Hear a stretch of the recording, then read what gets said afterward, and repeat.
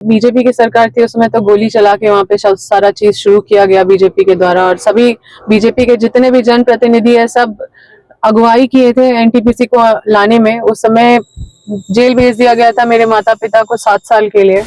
और पुलिस प्रशासन के ऊपर एक बहुत बड़ा मजाक और समझिए कि एक प्रश्न चिन्ह उठ रहा है कि क्या इस तरह से संवैधानिक पद पे रहे हुए जनप्रतिनिधियों के साथ इस तरह से व्यवहार करते हैं, और वो भी तब जब अपनी ही सरकार है। तो संज्ञान में आया कि फर्जी तरीके से अनाउंस किया गया कि 144 धारा लग गया है, जो भी दिखेगा 3-4 लोग से ज्यादा वहां पे उनके उसके ऊपर कानूनी कार्रवाई होगा, उसको जेल डाल दिया जाएगा। इस तरह का अनाउंसमेंट कराया गया पूरे जगह पे। एक भी आदमी को जमीन के बदले नौकरी नहीं मिला है, एक भी आदमी को घर के बदले घर नहीं मिला है, पुनर्वास नहीं हुआ है, एक भी आदमी को विस्थापन का लाभ नहीं मिला है। इसका उल्लंघन करके ये लोग अपना कानून चला रहे हैं और इनका कोई कानून नहीं है। ये अनधिकृत रूप से लोगों का घर तोड़ रहे हैं। लोगों को न्याय नहीं दिला देंगे तब तक हम लोग संघर्ष करने के लिए तैयार हैं। जब ये लड़ाई छेड़ दी है तो छोड़ने नहीं जा रहे। 7-8 लोगों को पूरा इतना मारा गया था, सब रैयत थे जिनका नाखून कबाड़ दिया गया मार मार के, जिनको वो मार। नमस्कार, आप देख रहे हैं द जनसभा में हूं आकाश। आज हमारे साथ बातचीत में पूर्व विधायक बड़का गांव के अंबा प्रसाद है। आइए इनसे बात करते हैं और हम जानते हैं, जैसे कि आपने कल तस्वीरों में आपने देखा होगा किस प्रकार से पूर्व मंत्री योगेंद्र साव जी को पुलिस वालों ने पकड़ करके दरकिनार कर रहे थे। आखिर क्यों, क्या कारण था, इसी सिलसिले में बात करेंगे अंबा जी से। मैम, कल एक वीडियो वायरल हो रहा था जिस प्रकार से पूर्व मंत्री योगेंद्र जी को पुलिस पकड़ के दरकिनार कर रहे थे। क्यों कर रहे थे? और रातों रात जमीन बन जाती है, सुबह पुलिस हटा दिया जाता है। देखिए, ये जो प्रशासन का ये रवैया है, जिस तरह से एक संवैधानिक पद में रहे माननीय श्री पूर्व मंत्री श्री योगेंद्र साव जी, माननीय श्रीमती निर्मला देवी पूर्व विधायक, उनके साथ जिस तरह से बर्ताव जिला प्रशासन पुलिस प्रशासन कर रही थी, ये सिर्फ बड़कागांव की जनता ने नहीं देखा है, बल्कि ये सिर्फ झारखंड की जनता ने भी नहीं देखा, बल्कि पूरा दुनिया देख रहा है। और पुलिस प्रशासन के ऊपर एक बहुत बड़ा मजाक और समझिए कि एक प्रश्न चिन्ह उठ रहा है कि क्या इस तरह से संवैधानिक पद पे रहे हुए जनप्रतिनिधियों के साथ इस तरह से व्यवहार करते हैं, और वो भी तब जब अपनी ही सरकार है। तो आप सोचिए कि ये लोग पूरी कॉर्पोरेट का पूरा काम करने के लिए किस तरह से नाच रहे हैं। मतलब फर्जी 144 का धारा फर्जी तरीके से अनाउंस करते हैं। 144 धारा लगाते भी नहीं कि लगाते, पता नहीं, उसका कोई कागज नहीं है, कोई अता पता नहीं। हमारे जो संज्ञान में आया कि फर्जी तरीके से अनाउंस किया गया कि 144 धारा लग गया है, जो भी दिखेगा 3-4 लोग से ज्यादा वहां पे उनके उसके ऊपर कानूनी कार्रवाई होगा, उसको जेल डाल दिया जाएगा। इस तरह का अनाउंसमेंट कराया गया पूरे जगह पे। लोग अंदर से बहुत मतलब क्या बोले, डरे सहमे हुए हैं, लेकिन अपने आंदोलन, सबके अंदर एक आंदोलन चल रहा है क्योंकि किसी के साथ न्याय नहीं हो पाया है। जितने भी विस्थापित है सब, एक भी आदमी को जमीन के बदले नौकरी नहीं मिला है, एक भी आदमी को घर के बदले घर नहीं मिला है, पुनर्वास नहीं हुआ है, एक भी आदमी को विस्थापन का लाभ नहीं मिला है। आप एक आदमी को खड़ा कर दीजिए जो एनटीपीसी परियोजना के अंतर्गत इतने सारे गांव पड़ते हैं, सैकड़ों गांव पड़ते हैं, एक भी गांव में अगर किसी भी आदमी को, अगर एक भी आदमी को न्याय मिला होगा तो 2 ही कानून है।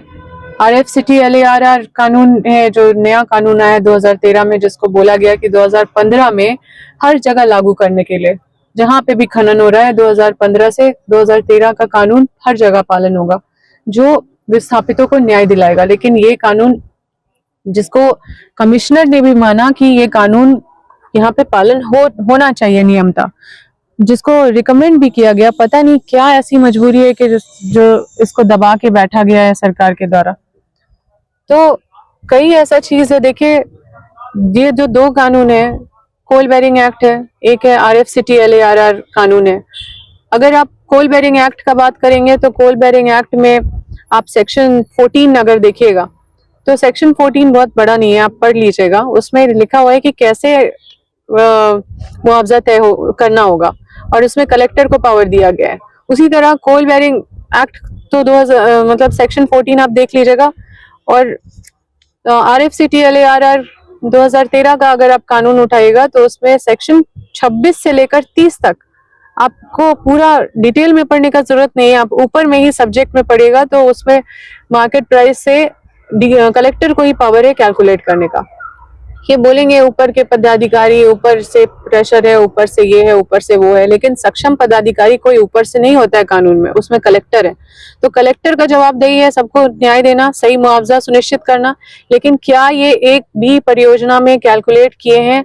क्या डीसी ने कभी भी कैलकुलेट किया है कि वहां के लोगों को मुआवजा क्या मिलना चाहिए? क्या ये डीसी के द्वारा हुआ है? नहीं हुआ है। और नहीं हुआ है मतलब ये दोनों कानून का उल्लंघन करके ये लोग अपना कानून चला रहे हैं और इनका कोई कानून नहीं है। ये अनधिकृत रूप से लोगों का घर तोड़ रहे हैं, लोगों का जमीन तोड़ रहे हैं। कॉर्पोरेट और चंद दलाल और चंद जिला प्रशासन के कुछ पदाधिकारियों का मदद लेके ये लोग सोच रहे हैं कि यहाँ के विस्थापितों का अधिकार का दमन कर देंगे। ये संभव नहीं है। हम लोग इसकी लड़ाई लड़ रहे हैं और वर्षों से देखिए आंदोलनरत रहे हैं। पूर्व मंत्री श्री योगेंद्र साहू जी और पूर्व विधायक श्रीमती निर्मला देवी जी, मेरे भाई को भी 7-7 साल जेल में डाल दिया गया, राज्य बदर कर दिया गया। इस आंदोलन में क्या क्या मतलब नहीं किया गया, जिला बदर कर दिया गया। हम लोग बहुत सारा यातना सहे है, लेकिन मरते दम तक जब तक लोगों को न्याय नहीं दिला देंगे तब तक हम लोग संघर्ष करने के लिए तैयार है। जब ये लड़ाई छेड़ दी है तो छोड़ने नहीं जा रहे। और जिला प्रशासन को आपके माध्यम से भी ये हम कहना चाहते हैं कि उनका जवाबदेही है लोगों को न्याय दिलाना। नियम कानून लोग जागरूक हो रहे हैं, सब लोग जान रहे हैं। ये लोग इस तरह का रवैया जो कर रहे हैं इसमें सफल नहीं होने वाले। हम लोग कोर्ट भी गए हैं। जब सब जगह से आदमी हार जाता है तो कोर्ट भी जाता है, और अगर गलत होते तो कोर्ट जाने का हिम्मत तो नहीं होता। जब कोर्ट गए तो वहां पे जो स्टेट से जवाब मांगा गया तो स्टेट जवाब दे के तुरंत विड्रॉ कर लिया कि हम गलत जवाब दिए हैं। और उनसे पूछिए क्या ये जवाब दिए हैं? अगर जवाब नहीं दिए हैं, ये वहां तोड़ फोड़ करने से अच्छा है कोर्ट में जवाब दे। हमको न्यायपालिका में विश्वास है, और क्योंकि ये मामला न्यायालय में लंबित है इसलिए ज्यादा कुछ हमारा बोलना ठीक नहीं है। इसलिए बस इतना है कि ये केस मेंटेनेबल है कोर्ट में, और ये कोर्ट में चल रहा है। तो आप सोचिए कि किसी माननीय जो एसडीओ से परमिशन लेके वहां पे धरना कर रहे हैं, उनका टेंट तोड़ देना ये बोल के कि एसपी का आदेश है टेंट तोड़ने का। अगर वो अपने जमीन पे अगर दीवार बना रहे हैं तो मतलब उनको पर्सनली टारगेट करके दीवार तोड़ देना, ये बोलना कि एसपी का आदेश है। क्या एसपी डीसी यही सब आदेश देते हैं क्या एसपी का आदेश लॉ एंड ऑर्डर छोड़ के यही सब हो गया है? तो ये सब चीज बिल्कुल चलने नहीं जा रहा है। और बहुत ही संवैधानिक रूप से वहां पे धरना आंदोलन प्रदर्शन जो भी है चल रहा है, और चल रहा था, जिसको तोड़ने का कोशिश किया गया। अभी कुछ दिन पहले भी आप लोगों के सामने एक चीज को लाया था हमने, जो 7-8 लोगों को पूरा इतना मारा गया था, सब रैयत थे जिनका नाखून कबाड़ दिया गया मार मार के, जिनको क्यों मारपीट किया जाता है? क्यों बस डराने के लिए कि तुम लोग आगे मत आओ। मतलब इतना बड़ा ये लोग घोटाला कर रहे हैं वहां पे, सब मिलके सब आपस में बांट ले रहे। जिसका है उसको 1 रुपया नहीं मिल रहा है, लेकिन जिसका कुछ नहीं है वो लोग सब ऊपर में आपस में बांट ले रहे हैं। कहाँ के हैं वो लोग जो ऊपर में आपस में जो बांटते हैं? जो लोग चुप है, जिसका अधिकार क्षेत्र है, जो लोग, अब हम तो यही बोल सकते हैं, क्योंकि हम क्या माने, जब इतना खुले आम से अगर प्रशासन पूरा खड़े होकर लठैत बनी हुई है कॉर्पोरेट का, तो हम क्या बोल सकते हैं? हम यही बोल सकते हैं ना कि सब कॉर्पोरेट के साइड है। कॉर्पोरेट के साइड है क्योंकि वो कॉर्पोरेट से इन्फ्लुएंस्ड है, कॉर्पोरेट के से पूरा प्रभावित है, वो पूरी तरह से कॉर्पोरेट का ही काम कर रही है। क्या ये बात सही नहीं है कि हजारों लाखों लोग जो विस्थापित हैं, जो एनटीपीसी के, वो उनके लाखों प्रतिवेदन पेंडिंग है जिला प्रशासन के पास? क्या ये बात सही है कि एक भी, आप पता कर लीजिए जाके कि पदाधिकारियों से कि कितने आवेदन ऐसे विस्थापित के एक भी जो सॉल्व किया गया है? सरकार तो आपकी है। देखिए सरकार हमारी है तो सरकार, हमारी जवाबदेही जनता के प्रति है।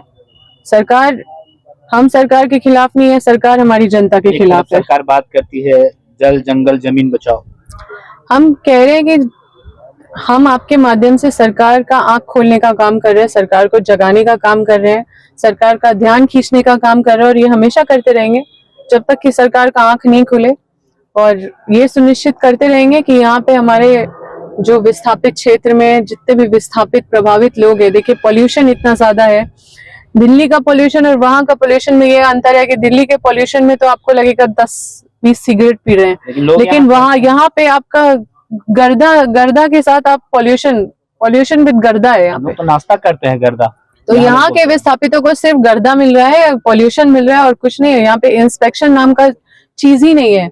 जितने भी जो सक्षम पदाधिकारी है, जिनको इंस्पेक्शन करने का पावर है, जो DGMS बोल दीजिए या कई ऐसे संस्थाएं हैं, लेबर कमिश्नर हो गया, लेबर्स का क्या हालत है, मजदूर का कितना टॉर्चर हो रहा है, वर्कर्स को कितना कम पैसा मिल रहा है, सबका कितना टॉर्चर हो रहा है। पैसा बचाने के लिए, मैक्सिमम प्रॉफिट ये लोग अर्न करने के लिए कितना कट डाउन कर रहे हैं और कितना मैक्सिमम प्रॉफिट के लिए ये लोग लोगों का टॉर्चर कर रहे हैं। कैसे बदलेगा मैम ये सब?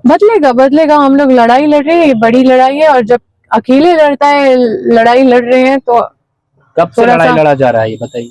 ये वर्षों से लड़ाई लड़ा जा रहा है। हमको लगता है कि खनन कार्य यहाँ पे 2016 से शुरू हुआ है और हम लोग इसकी लड़ाई लड़ रहे हैं और कोर्ट में भी अब पहुंच गए हैं। कोर्ट में भी ये केस हमारा मेंटेनेबल हो गया है। कोर्ट में जवाब मांगा गया है स्टेट से और हम लोग हर हाल में जीतेंगे ये केस। अभी आपने कहा कि सरकार को मैंने जगाने की बात कर रही है। 2016 से सरकार को जगा रहे, झारखंड सरकार को, क्या अब तक जगी नहीं है?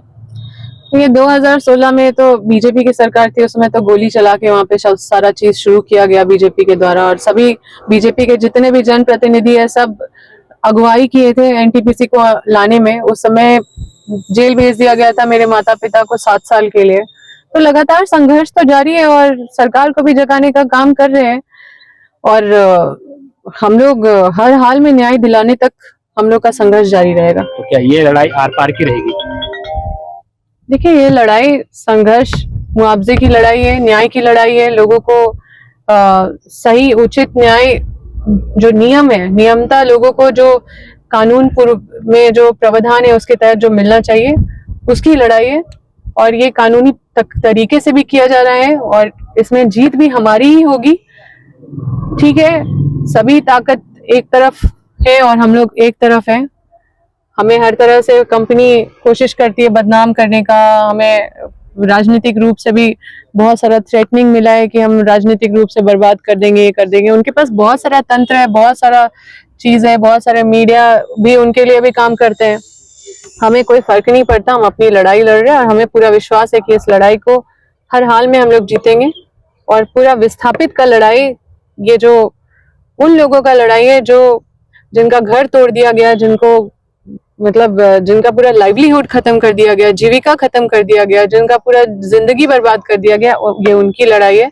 ये विस्थापित की लड़ाई है और सभी विस्थापित हमारे साथ हैं इस लड़ाई में। और इस लड़ाई में हर हाल में हमारी जीत होगी और सारे लोग एक्सपोज होंगे। जो जो आज विस्थापितों का गुनहगार है, कौन कौन गुनहगार है, सब लोग जाने जाएंगे। आपने सुन रहा था अंबा प्रसाद पूर्व विधायक को। इन्होंने बताया कि ये लड़ाई आर पार की है, विस्थापितों की लड़ाई है। जब तक विस्थापितों का हक अधिकार नहीं मिलेगा तब तक अपने कदम पीछे नहीं लेंगे। ऐसी खबरों के लिए आप देखते रहिए द जनसभा। फिलहाल दीजिए इजाजत। जोहार।